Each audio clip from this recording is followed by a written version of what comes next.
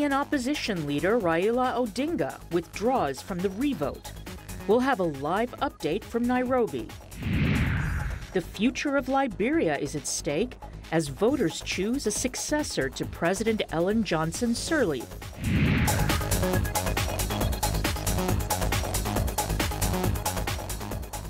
Good evening and welcome. I'm Vincent McCory. This is Africa 54.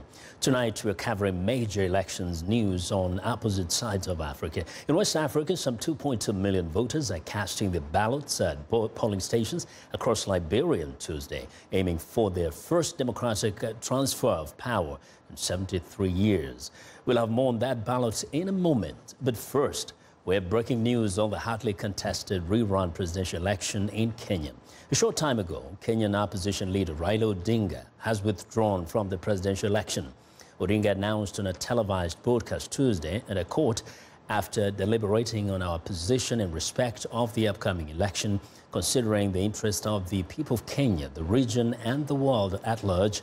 We believe that all will be best served by the party vacating its presidential candidature in the election scheduled for 26 October 2017. End of court. Now, the Supreme Court nullified the results of the August 8th vote won by incumbent Uhuru Kenyatta, citing irregularities on the part of the Independent Electoral and Boundaries Commission. The new election had been scheduled for October the 26th. Now, Odinga had repeatedly said that he would boycott the re-election if the electoral board did not replace officials he blames for the irregularities in the election. He also demanded the replacement of some polling equipment, but said Tuesday that there is no intention on the part of Kenya's Election Commission to undertake any changes before the vote, and that it had stonewalled the reforms requested. Joining us live via Skype from Nairobi with more details on the exclusion, or rather Mr. Odinga's decision today, is Jill Craig, our East Africa correspondent. Jill, good evening. Hi, Vincent. Yeah. Now, this is quite shocking to many Kenyans, although Mr. Odinga had given all indications that he might boycott these elections. What has been the reaction? Yes, I think it depends on who you talk to. If you talk to Mr. Odinga's supporters, some of them have been very persuasive and very outspoken about how they would do whatever Mr. Odinga told them to do. So I think for some people, boycott has always been on the table, whereas you talk to some of Mr. Kenyatta's supporters, the feeling is much different. They're, both his supporters and then, just people in general, I think, just kind of want to move on from this election period, regardless of who they want in power. They just want to move on. Then comes the $1 billion question. What next? What does the law say happens if a candidate withdraws? That is a great question, Vincent, and I can assure you that a lot of lawyers across Kenya tonight and in the region are checking their law books and discussing with their colleagues. Currently, we do not know what's going to happen next. The IEBC released a statement today saying that following on the decision of the withdrawal from NASA, they will be rallying with their legal team and they will come up with some sort of pronouncement for the, quote, way forward. That's from the IEBC. Jubilee says that they are hoping, President Kenyatta said today during a rally in the Coast region, that he is hoping that the elections will still continue to be on October 26th. So right now we are all just waiting to get some kind of announcement from the Electoral Commission regarding the official way forward. And as we wait on that, we know that there have been sustained protests at least once or twice a week. How do things look like now after that announcement? Yes. Well, at the end of the announcement, one of Mr. Odinga's attorneys said that tomorrow there would be nationwide protests. In Nairobi, they would start at Uhuru Park, which is a large gathering place in the center of town. They would be starting there and having a, quote, meeting, a rather large meeting, and then they would be demonstrating. And as you mentioned, there have been nationwide protests, most recently twice a week, Mondays and Wednesdays. And so now I think that the NASA coalition will be giving, more statements for their supporters tomorrow. And in terms of what are possible scenarios, did Mr. Raila indicate in any way that he would participate in an election in the future if it is conducted properly? What he said, I'm going to read off my page here because some of this legalese can be a bit jargon-ridden. His team claimed that its withdrawal requires the Electoral Commission to cancel the election and conduct fresh nominations, which should take place 90 days before a general election. So, yes, he did say that, that he would be willing to participate in a future election, of course, with the caveat that that would have to be according to, meeting some of the demands that the NASA team had made. But the question then, and again, this is what Odinga's team said. This is not what the IEBC has said. So we don't know what the official verdict will be. But he has said that they want the IEBC to cancel the elections and start with fresh nominations, which would then give them about 3 months worth of time, 3 months of time before the general election. So that is what he has said, but as I've said, it's very confusing right now for everyone. Indeed, confusing, unprecedented. We'll wait and see. Time will give us some clarity. Jill, thank you very much for joining us, and excellent reporting. That's VOA's Jill Craig reporting live via Skype from Nairobi. Now, returning to our other top story, in West Africa, voters in Liberia are selecting a new president on Tuesday. 20 candidates are seeking to replace President Ellen Johnson Sirleaf, Africa's first modern female head of state, with no candidate expected to gain a clear majority in the first round. The top two vote-getters will face off in a runoff vote in about a month. Johnson Sirleaf addressed the nation on Monday, urging everyone to have a peaceful day at the polls. She said it would be the first time in 3 generations Liberians will be transferring presidential authority democratically and peacefully. Remember that you are an empowered people. The future of the country is in your hands. No one is entitled to your vote, not because of party, ethnicity, religion, or tribal affiliation. Your loyalty is to your family, your children, and your children's children, and their children. Vote for the person and persons you believe will make Liberia a better place.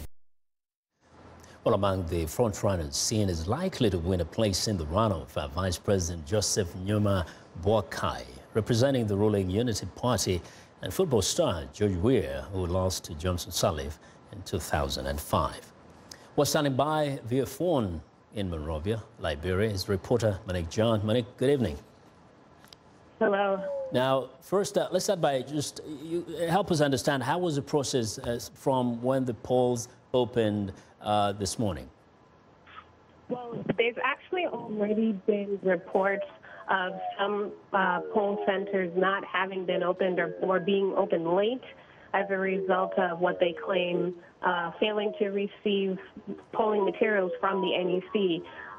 There was a press conference a few minutes ago held by the National Elections Commission here in the country, announcing that those polling centers that were delayed will extend their hours, however, so that voters that weren't able to cast their votes as early as everyone else was, as early as 8 or 9 o'clock in the morning, will still have more time in the evening to cast their votes. And Vio, we ask you, bear with us, the line is really bad. Very quickly, how has been the turnout? Well, the turnout has been pretty strong. I mean, even at the polling center I was at this morning, it was quite full, lots of bustling energy, lots of positivity and excitement, and I think in a way nervous energy, given the fact that there's been so much conversation about whether or not there'll be violence this season. For the most part, it looks as though the environment, especially in Monrovia, has been fairly calm and peaceful. There was one report of alleged tear gassing by apparently a police officer at one polling center just outside of Monrovia or near the Douala market area. But yeah, the turnout has been pretty strong. People still seem to have really come out and are still passionate about expressing their vote at the polls. And what do we know about the results? How soon can we get an idea who's winning or where things stand? Well, I'm not too sure on that yet. The expectation for everyone is for the results to be released by the NEC by the 25th. However, we know that there might very well still be a runoff. So that still remains to be seen. And I think considering that some of the polling centers have already had problems even just opening today, I wouldn't be surprised if there were some sort of delay in pulling the results together. But I think that's something we'll have to stand by and watch closely. And if there's one thing that you could mention that the people really want from whoever becomes president, what is it? A big issue that people, especially the women that I've spoken to, really want for the next president to handle is education. And occasionally people mention youth empowerment in conjunction with that. They really feel that the fact that the education system here is so poor and that it's a largely youthful population, but you have so many young people that aren't being adequately educated or are earning degrees that are essentially useless and aren't allowing them opportunities to work because either their education, on one hand, their education isn't sufficient, but on the other hand, there aren't enough opportunities to employ them as well. Again, you have just a large population of young people here that aren't really able to have the kind of education and economic employment opportunities to really move them ahead. And then in conjunction with that, health care is often an issue that's brought up as well, obviously given the fact that the healthcare system here in Liberia, even before the Ebola crisis, was poor. That only was weakened even more. That was even further devastated as a result of the Ebola crisis. So education, healthcare are really major items. And people still talk about instilling peace as well. All right. Monique, thank you very much. That's Monique Thank you. Thank you. Monique John reporting live by phone from Monrovia in Liberia. And back to East Africa. 2 staff members at a Kenyan university were killed south of Mombasa on Tuesday, and a driver and 2 policemen were wounded when gunmen fired on vehicles carrying them and students to their campus, as according to area police chief. Police in the coastal county of Kwale, where the Technical University of Mombasa has a campus, so the attackers could be robbers or militants. Now, security is poor in the area, but the convoy had a police escort. Somali-based terrorist Al-Shabaab frequently carry out attacks along the Kenyan coast and have been recruiting new members there. Now, Uganda's Little Hands Go Green is a civil society organization that spearheads environmental conservation education among children.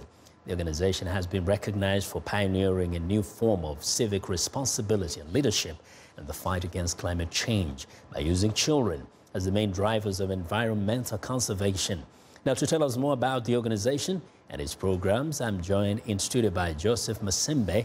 He is the CEO, Uganda's Little Hands Go Green. Welcome to Africa 54. Thank you. It's been years since we spoke last. Yes, it is. Now, first, the most, I think, interesting part of your organization is the use of children. Why children? Like I keep telling everybody, children always have a proprietary interest in the future. Now, every time you involve children in any exercise, you're guaranteed an assured future because they can own anything you give them as quickly as they grow up. I remember the last time I was here, I had a chat with you about planting a fruit tree. Yeah. And I think I picked it up the other day that you got your children to plant a couple of fruit trees. Yes, they did. The kind of excitement that gives you means that there is a lot of continuity. You've never had anybody cut a fruit tree.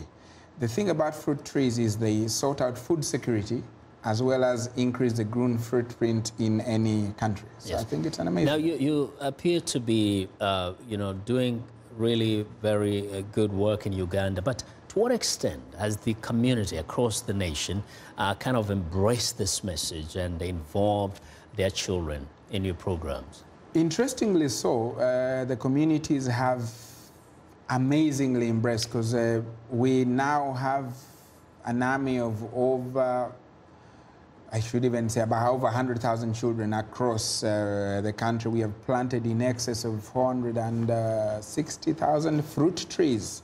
The president has twice been at our events, but more than that, we have moved on to develop it into creating green ambassadors for the campaign. So in every school, you have about 7 green ambassadors. Children who wake up in the morning to ensure that they remind each other and the rest of the other pupils to make sure that they can plant a tree. We have a climate change conference that has seen little children coming together to voice their little views on climate change and on what they can do as private individual citizens in changing the shape of how our future will look. And we know that Uganda is a fairly green country. Yes. Is this something that people can do in the other parts that are more arid, like even to the northern part of Uganda where it may not be as... I think the interesting thing is because of the focus of what we are looking at as being fruit trees primarily, it means a fruit tree literally can almost grow in every other homestead. I mean, even in the arid places, you'll still find a mango tree growing. So it is something that has been scaled up, and it started off in, we've been in Yumbe, Kampala, Wakiso, so many districts across the board, and just recently in February, it moved cross-border to Rwanda, where Little Ones Go Green Rwanda was actually launched, and all we do is go show them the model, they scale it up and grow it. Now in Rwanda, every end of the month, the children get together with their families and plant a couple of fruit trees. So it is scalable, and it provides for excitement, vitamins, health, as well as making sure that the greener footprint grows. Very quickly, many times the environmental issues become politicized, and sometimes there's the issue of land that perhaps is public land being grabbed by politicians. How are you dealing with that in Uganda, and especially a person like you? I think even at the moment in Uganda there is a land amendment bill, but in as far as Little Ones Go Green is concerned and how we handle the land issues, most of the trees we plant, we insist on planting them within communities. But we also plant trees within the schools. So children who cannot plant at home, plant in schools. Now schools have started creating green orchards across the board. So what it does is, if I can't plant in place X, I plant in place Y. And at the end of the day, even if someone comes and takes the land, the fruit tree is still there for posterity. I'm seeing us having a surplus of fruits in Uganda in the coming decades, thanks to your efforts. And I really appreciate you coming here to tell us all about it. Thank you. Cheers. Well, that is Joseph Masembe, who is the CEO of Uganda's Little Hands Go Green.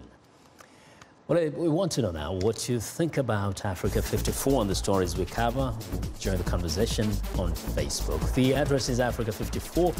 We're streaming our show live on Facebook, so check us out and share our show with your friends. Also find me on Twitter at VOA Vince McCory. Now coming up, recognizing girls' rights and the unique challenges young women face around the world. Stay with us.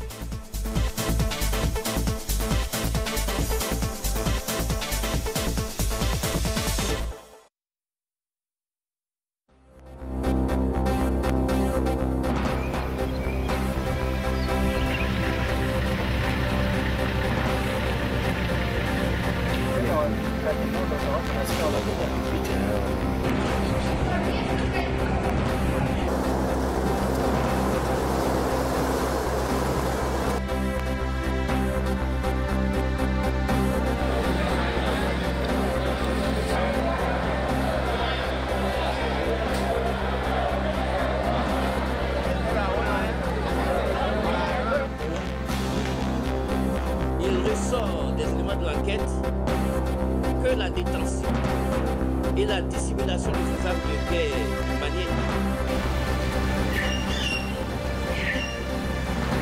Mon chemin de la croix a commencé depuis ma transféré au niveau de la croix.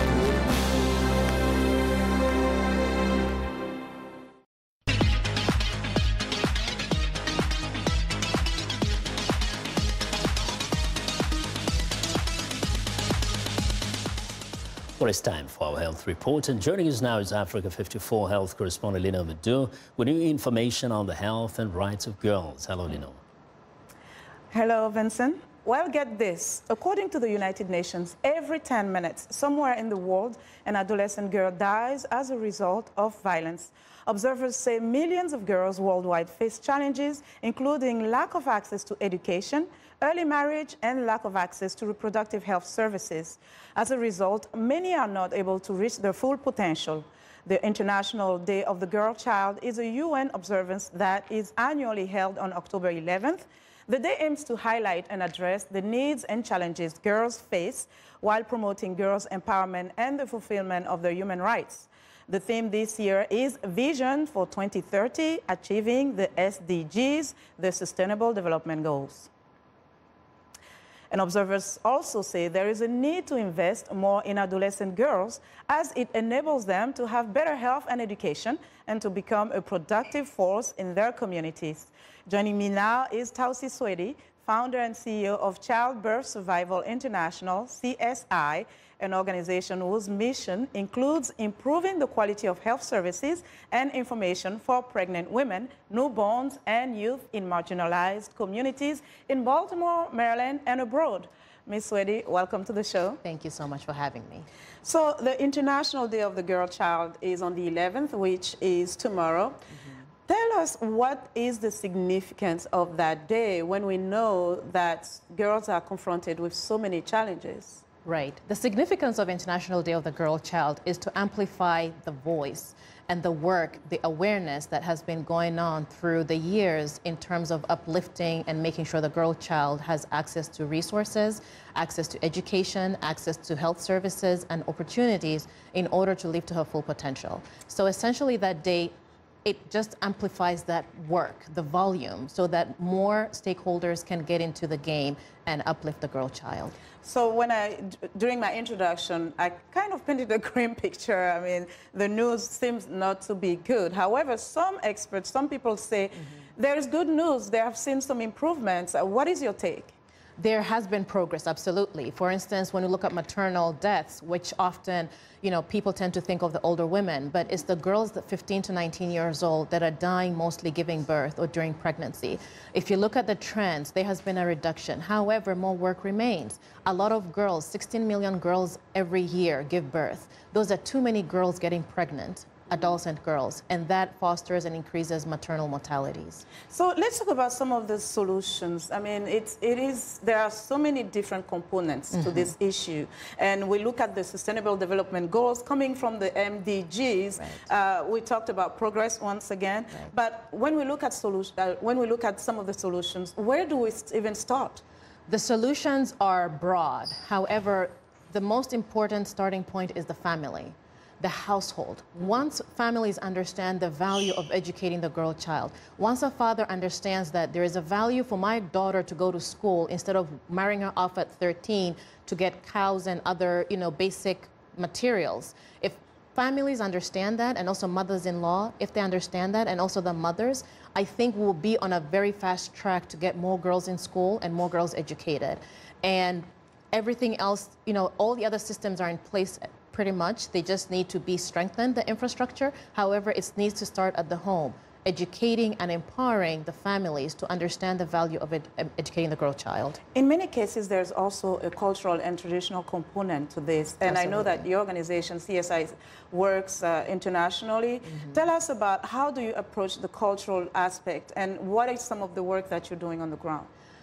The cultural aspect, first of all, understanding that this goes way back. So it's not like these are cultures that were recently established. Yes. And some of them are deeply rooted in the sense they don't believe a girl child should go to school. A girl child should get married at a certain age and get out of the home. So understanding where they're coming from and understanding their cultural attitudes and perspectives and being able to navigate around them and with them. So you're not necessarily going into a community and saying this is wrong, what you're doing is not right to the girl child, but for them to understand the deeper context of it and understanding that some of these cultures that have been practiced, it's understandable because that's all they know, yes. Right? But then also understanding that there are better ways, there are different ways. Okay, and quickly the work of CSI? Childbirth Survival International is doing great work on the ground. We're excited. Today in Tanzania, we reached out to over 200 adults and girls. This is in collaboration with JMK Park, which is in Dar es Salaam. And essentially what we're doing, it's empowering the girl child, first of all, to believe in herself, to love herself, to understand herself, and for girls to develop a network of sisterhood where a girl is somebody else's keeper. She's her sister's keeper. And that in itself brings the strength that girls need as a gender in order to lift up and rise up together. Self-confidence is definitely a powerful tool. Thank you so much, Tausi, for joining us today. Thank you. Thank you so much. And that was Tausi Swedi. She's founder and CEO of Childbirth Survival International. And that's our health report for today. To stay in touch, find me on Twitter @LenorMoudou. Back to you, Vincent. Wow, thanks a lot, Lenona. Be sure to watch Lenona Madu's health reports every Tuesday and Thursday right here on Africa 54. It's time now for a short break. Still to come on Africa 54. A Ukrainian city reinvents itself as trendy cultural hotspot. We'll be right back.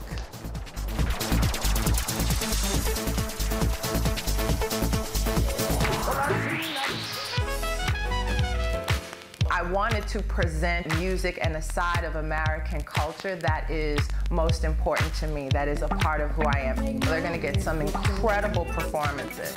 That's one of the things I love, bringing these artists in so you can get to see them do what they do. It's soul music, and that's what music is. It's that which comes from the soul.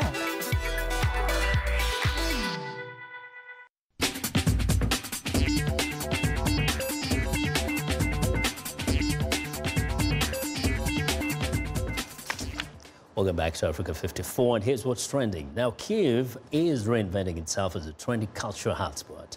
Music festivals, charity flea markets, dozens of new cafes and local brands of clothes are just some of the trendy ventures here that seem more at home in Brooklyn or Berlin. Now, the city's flea market is popular with trendsetters of all fashion persuasions who come in search of unique items of clothing. Foreign visitors are noticing the change too. The number of tourists who visited the city this year increased by 25% compared to the same time last year, according to the Kyiv city administration. Well, next up, the natural look is a top beauty trend for this season. Naturally flawless, of course. Beauty experts at Britain's Olympia Beauty Show say the trick is to wear makeup in a way that makes you look as though you are not wearing anything. According to the beauty experts, we're moving into a phase where, despite dark and rich autumn, winter colors are looking more natural. The trick, they say, is to wear makeup in a way that makes you look as though you're not wearing any makeup. Well, and finally, Hong Kong never sleeps, especially during the peak tourist season. Tourist sites, shopping malls and entertainment venues stay open very late. Causeway Bay is home to one of the most popular shopping centers for tourists, as well as more than 100 restaurants with a variety of cuisines, including traditional Cantonese cuisine, Sichuan cuisine, Korean food, Japanese food, Thai food, and other international restaurants on offer. Most restaurants in the Causeway Bay do not open until 1800 hours, and special menus are provided for midnight snacks. Food stalls are usually open between the hours of 21 hours and 6 p.m., 6 a.m. the next morning, and that is what is trending today. And that's our show for today. Now be sure to watch Africa 54 on our website at voaafrica.com. For more news, tune in to VOA's evening radio show, Africa News Tonight, at 1800 UTC, and in the mornings to Daybreak Africa between 0300 and 0600 UTC, Monday through Friday. Thanks for watching. From all of us in Washington, have a good night.